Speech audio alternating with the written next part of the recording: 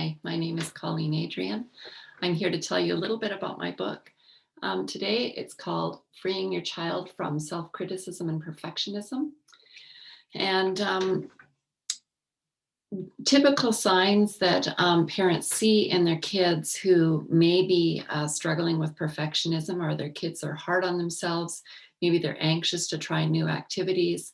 Maybe they're real people pleasers, or really always looking to their peers for approval before trying things.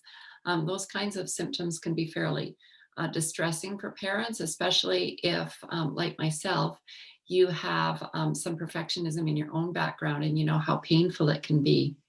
I wrote this book because um, I had done quite a lot of work on my own perfectionism, with practitioners' healing work and personal growth work and so on before I had my son.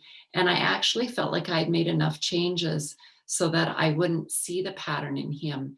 And that was what I really wanted for him. I really wanted for him um, to be self-confident and to not have that harsh inner critic chattering away in his ear, and to have a sense of not feeling good enough all the time. So, so I was shocked and I was devastated when I started seeing the signs of self-judgment and criticizing himself showing up when he was probably in elementary school sometime.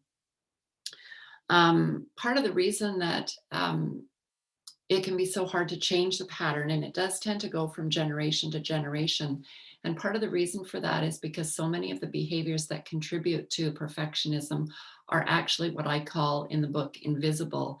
They're really hard to notice because they're so considered normal in our society. And in fact, they're often even things that are considered good parenting. So we tend to do them and think that we're doing right by our kids, and then we can't figure out why we can't change the pattern. Another reason that it can be really hard to change the pattern is because perfectionism often shows up side by side with shame. And if you've read any of Brene Brown's work, you'll know that those two things often show up together. And what it tends to make us do is to hide the struggles that we're having, because we feel ashamed of our failure or what feels like a failure to us.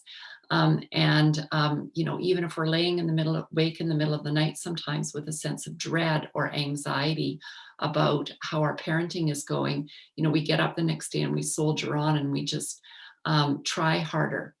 Trying harder is an admirable trait to have at any age, and especially can serve us well in parenting.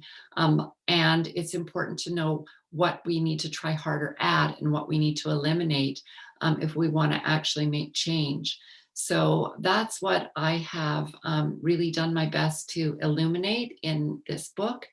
And the last thing I want to say and leave you with today is that the other main message that I have in this book is that whether you read this book about stopping the pattern of perfectionism, or whether you read other literature on the topic, what's most important is that you go very gently on yourself and try not to use the information that you read to judge yourself.